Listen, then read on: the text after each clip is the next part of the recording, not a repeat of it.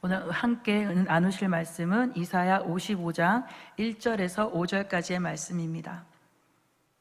이사야서 55장 1절에서 5절 말씀을 다 같이 합독하시겠습니다. 오라, 너는 모든 목마른 자들아 물로 나아오라. 돈 없는 자도 오라. 너희는 와서 사 먹되 돈 없이 값 없이 포도주와 젖을 사라. 너희가 어찌하여 양식이 아닌 것을 위하여 은을 달아주며 배부르게 하지 못할 것을 위하여 수고하느냐. 내게 듣고 들을지어다. 그리하면 너희가 좋은 것을 먹을 것이며 너희 자신들이 기름진 것으로 즐거움을 얻으리니 너희는 귀를 기울이고 내게로 나와 들어라. 그리하면 너희의 영혼이 살리라. 내가 너희를 위하여 영원한 언약을 맺으리니 곧 다윗에게 허락한 확실한 은혜이니라. 보라, 내가 그를 만민에게 증인으로 세웠고 만민의 인도자와 명령자로 삼았으니 보라, 내가 알지 못하는 나라를 내가 부를 것이요 너를 알지 못하는 나라가 내게로 달려올 것은 야훼 내 하나님 곧 이스라엘의 거룩하신 이로 말미암았느니라. 이는 그가 너를 영화롭게 하였느니라. 아멘. 어제는 여러분들한테 꽃 한 송이를 선물했는데요. 여러분, 오늘은 또 어떤 선물을 좀 드릴까 이렇게 생각을 해봤습니다. 그래서 어제 하루 종일 이사야 55장의 말씀을 좀 곱씹으면서 사랑하는 사람에게 전할 선물을 좀 고르듯 묵상해 보았습니다. 그래서 이열치열이라고 뜨겁고 진하게 탄 차 한 잔을 이렇게 정성스럽게 타서 여러분들에게 좀 대접하고자 합니다. 오늘은 정말 이 차 한 잔을 마시는 그런 기분으로 하나님의 말씀을 좀 나누고자 합니다. 아멘. 아멘. 시간만 되었다면 55장 말씀을 좀 곱씹으면서 사랑하는 사람 55장 한 장을 다 읽고 시작했다면 참 좋았을 텐데 말씀을 나누면서 한 절씩 읽어가도록 하겠습니다. 오늘 하루 중에 이 55장을 꼭 혼자서 좀 묵상하시기를 바랍니다. 진짜 맛을 봐야 맛을 압니다. 1절입니다. 같이 읽겠습니다. 오호라, 너희 목마른 자들아 물로 나오라. 돈 없는 자도 오라. 너희는 와서 사 먹되 돈 없이 값 없이 포도와 주와 젖을 사라. 선지자가 꼭 뭔가 호객행위를 하듯 자 옵쇼 떠리 뭐 이렇게 하듯 뭐 시끄럽게 소리를 지는 듯한 그런 모양새입니다. 그런데 좀 가만히 들어보면 분명히 장사하는 것은 같지만 이상하게 돈 없이 값 없이 사라고 합니다. 이게 뭐 대가를 지불하지 않고 뭔가를 산다? 이게 맞는 말인지 잘 모르겠습니다. 그래서 제가 쉬운 성경을 좀 찾아보니 사라 이 말을 마셔라 라고 번역합니다. 좀 이해가 되죠? 그러나 그것도 좀 부족한 것 같아서 NIV 성경을 좀 찾아봤더니 buy라고 설명되어 있어서 그것은 사다, 구입하다 라고 되어 있습니다. 결국 제가 헬라어까지 뒤지게 됐지 않습니까? 그래서 결국 보니까 사다를 샤바르, 그러니까 거래하다로 되어 있습니다. 물건을 파는 거 맞습니다. 그러나 값을 지불하지 않는 거래라고 하는데 그게 뭡니까? 2절을 보니까 그 의미가 통합니다. 2절 보시겠습니다. 너희가 어찌하여 양식이 아닌 것을 위하여 은을 달아주며 배부르게 하지 못할 것을 위하여 수고하느냐. 내게 듣고 들을지어다. 그리하면 너희가 좋은 것을 먹을 것이며 너희 자신들이 기름진 것으로 즐거움을 얻으리라. 아멘. 바로 값없이 공짜로 먹을 수 있는 물과 포도주, 이것은 우리의 영혼을 살찌우게 하는 하나님의 양식, 바로 말씀이라는 것입니다. 하나님이 이렇게 차려놓은 풍성한 말씀의 밥상에 와서 공짜로 와서 먹으라고 합니다. 그러나 사람들은 이 공짜의 음식을 안 먹고 어찌합니까? 양식이 아닌 것, 배부르게 하지 못할 것을 위해 땀 흘리며 수고합니다. 그리고 자리에 앉지도 못하면서 눈치 보면서 이렇게 허겁지겁 허기를 채우려고 먹어치웁니다. 인생에 썩어질 것, 우리의 영혼을 살리지 못할 것을 짐승처럼 변속간 하나 더 늘리고자 살아간다라는 것입니다. 집에 화장실이 하나 있느냐, 2개 있느냐, 3개 있느냐, 이것을 따지면서 살아간다는 거죠. 제 말은 아니고요, 어떤 목사님이 하신 말씀입니다. 참 안타까운 현실입니다. 다이어트 이야기를 안 할 수 없는데요, 제가 한다는 게 아니라 요즘 둘째 출산을 앞두고 체력을 키워야 한다는 지난주 설교를 했던 김영걸 목사를 통해서 하는 정보입니다. 돼지는요, 체지방이 몇 프로일까요? 예, 돼지가 체지방이. 여러분 체지방 때문에 고민하시죠? 우리가 돼지는 체지방이 25%랍니다. 예, 우리가 건강검진하면 인바디 검사로 체지방률을 검사하는데 우리 인간의 돼지보다는 몇 프로가 더 많은 것 같습니다. 엄청 많은. 저는 한 3, 4배? 그럼 돼지보다 못한? 예. 웃자고 하는 얘기입니다. 여러분 너무 심각하게 좀 저를 보지 마십시오. 여튼 우리가 구하는 것이 이처럼 헛되다는 것입니다. 전혀 영양가 가치가 없는 것을 구하지만 하나님의 말씀은 어떤가요? 좋은 것, 기름진 것으로 즐거움을 얻는다라고 합니다. 바로 하나님의 구원의 말씀, 약속의 말씀을 가르치고 그 말씀이 우리의 영혼을 살찌운다라는 겁니다. 건강하게 만듭니다. 삶에 힘이 생기고 생활에 여유가 생기게 합니다. 세상의 우상들이 주는 달콤한 음식에 빠져서 일시적 포만감을 누리면서 하나님의 백성의 정체성을 잊어버리지 말아야 합니다. 구원과 해방의 약속이 되는 말씀으로 갈증과 배고픔을 근원적으로 해결해야 합니다. 왜요? 그것만이 현재의 절망적 상황을 해결할 수 있기 때문입니다. 3절 앞부분을 좀 읽어보겠습니다. 너희는 귀를 기울이고 내게로 나와 들으라. 그리하면 너희의 영혼이 살리라. 귀를 기울이십시오. 들으십시오. 그리하면 영혼이 살게 됩니다. 성경에는 영과 혼과 마음을 좀 구분합니다. 영과 혼은 하나님을 기억하게 하고 마음은 인간으로 이 계획을 하는 것을 이야기합니다. 그래서 우리가 먼저 지켜야 할 것이 영과 혼보다 마음이라고 시편 기자는 말합니다. 마음이 썩으면요, 영과 혼이 병들게 되고 결국 하나님을 기억하지 못하는 영적 치매에 걸린다는 것입니다. 하나님은 실현하거나 즉흥적인 이야기나 과장된 이야기를 하시는 분이 아닙니다. 기도해 줄게 라고 한다면 진짜 기도해야 기도가 되는 것입니다. 3절 하반절입니다. 내가 너희를 위하여 영원한 언약을 맺으리니 곧 다윗에게 허락한 확실한 은혜이니라. 아멘. 이것이죠. 이 약속은 이 값없는, 값을 매길 수 없어서 값없는 것이 아니라 아예 그 값이라는 것을 대입시킬 수 없는 하나님의 은혜입니다. 결코 파기할 수 없는 영원한 언약입니다. 확실한 은혜입니다. 이 확실한 은혜에 근거하여 예수님이 오셨고 다시 예수님이 오실 그 미래를 우리는 소망하게 되는 것입니다. 4절의 말씀, 4절과 5절을 같이 읽겠습니다.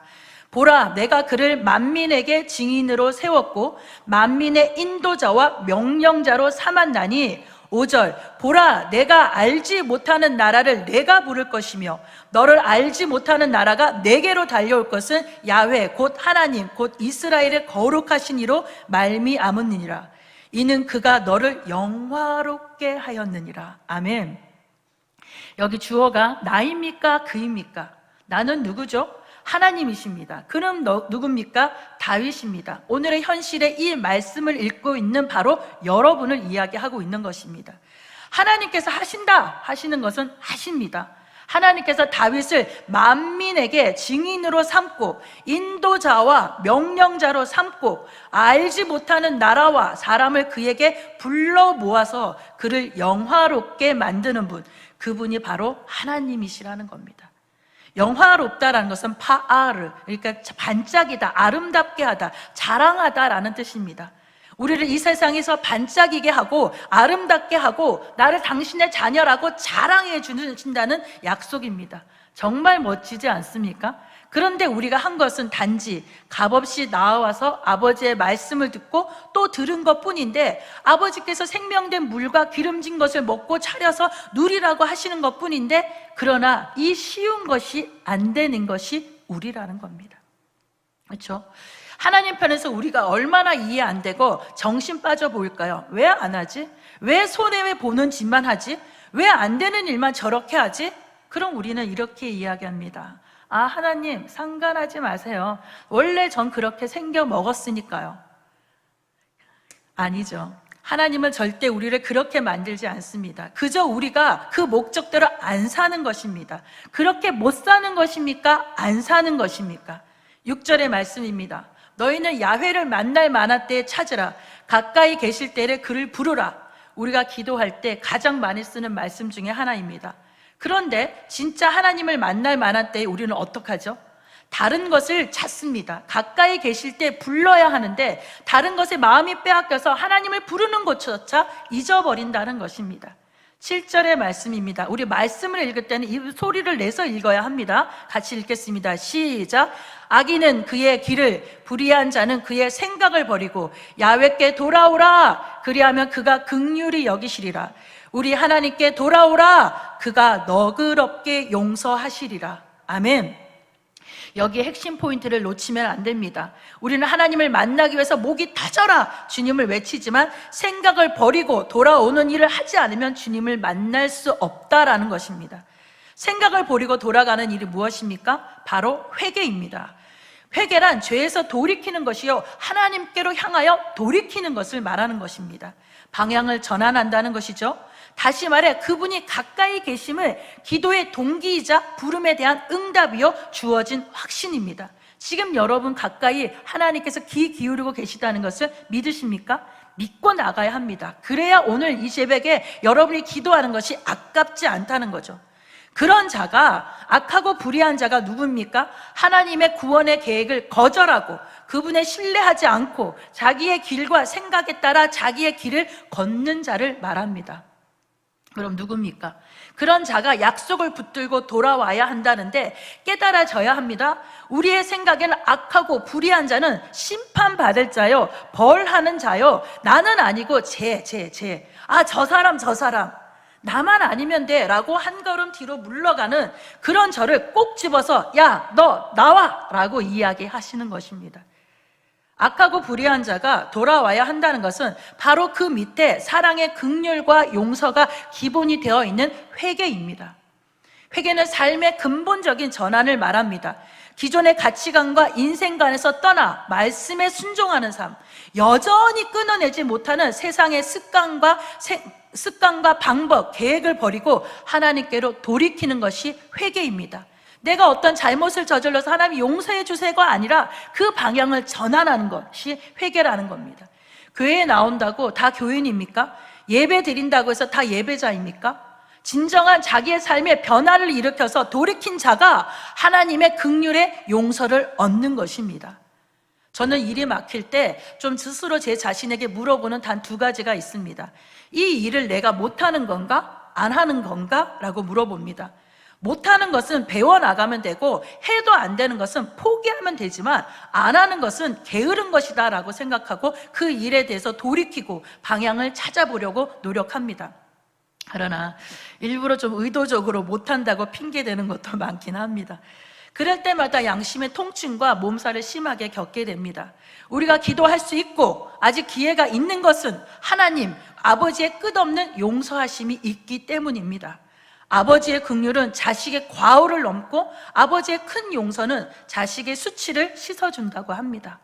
아버지의 긍휼한 근거한 용서, 이것이 깨어진 그릇을 붙이는 기적과 같은 용서입니다.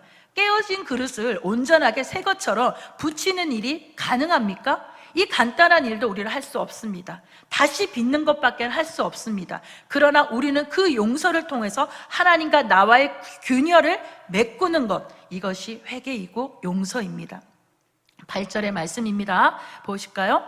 이는 내 생각이 너희의 생각과 다르며 내 길은 너희의 길과 다름이니라. 여호와의 말씀이니라. 우리는 이 기도를 어떻게 이용합니까? 우리는 이 구절을 통해서 많은 설교를 들었습니다. 그런데요, 기도했는데 응답이 다르거나 얻지 못할 때, 아니면 전혀 다른 방법을 인도할 때 우리는 자기 믿음의 합리화로 사용하지 않습니까?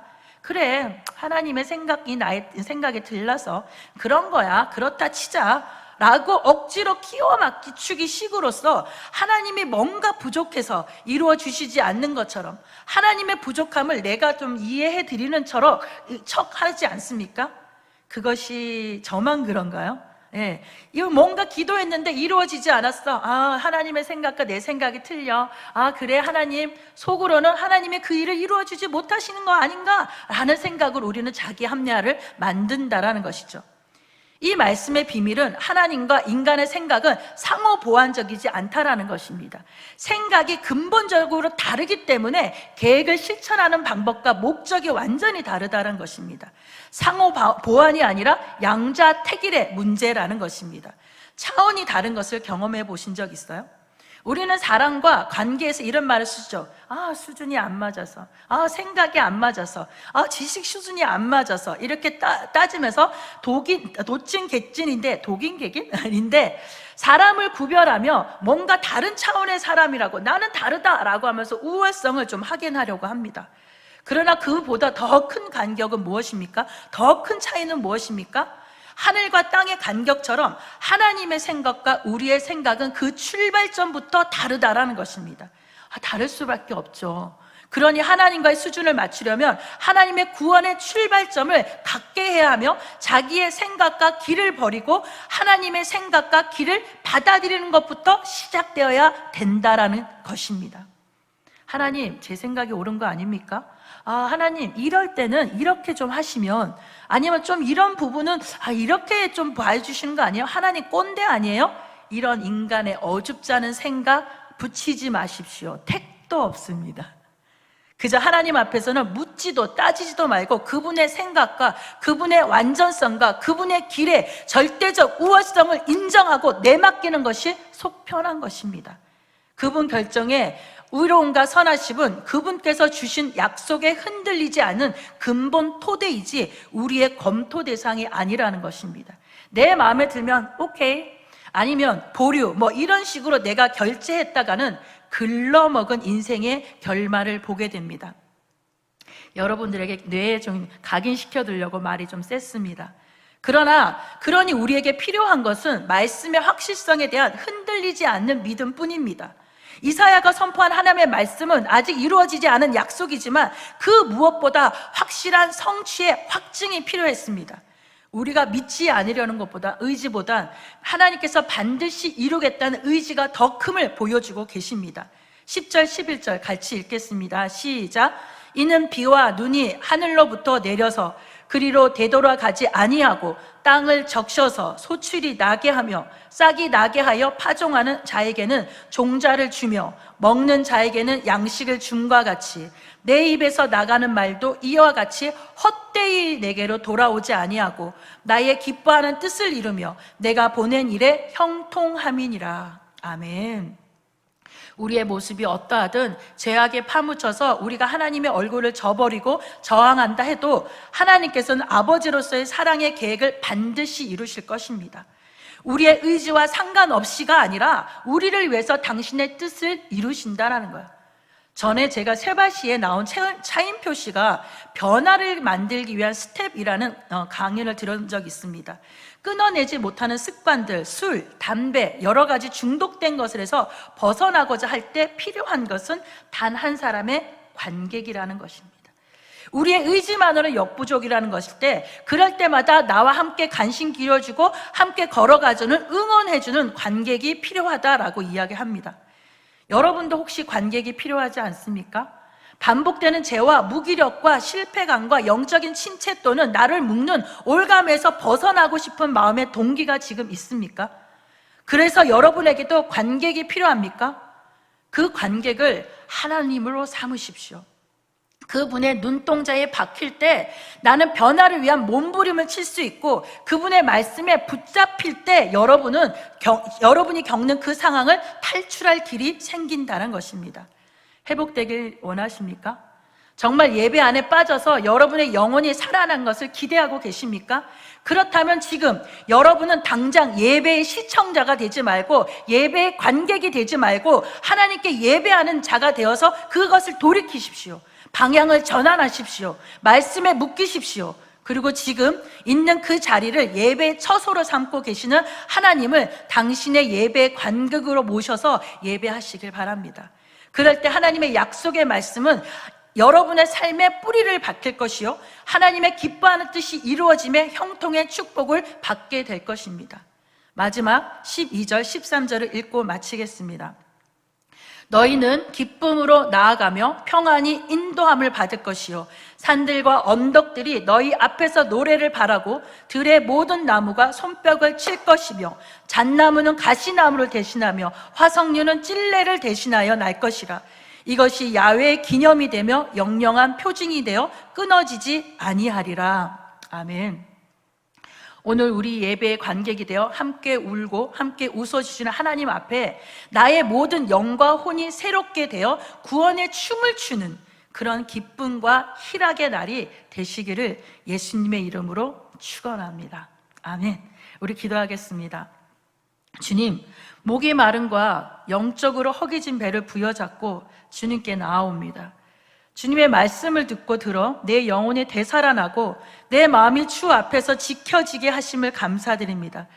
주님께서 우리의 손을 잡아 손가락 걸어 약속하신 그 약속의 구원의 약속을 잊지 않고 이 세상의 사막길을 걸어가는 시간마다 세상이 주는 헛된 체험이 아닌 하나님께서 만족하게 채워주시는 기름진 음식을 먹게 하옵소서.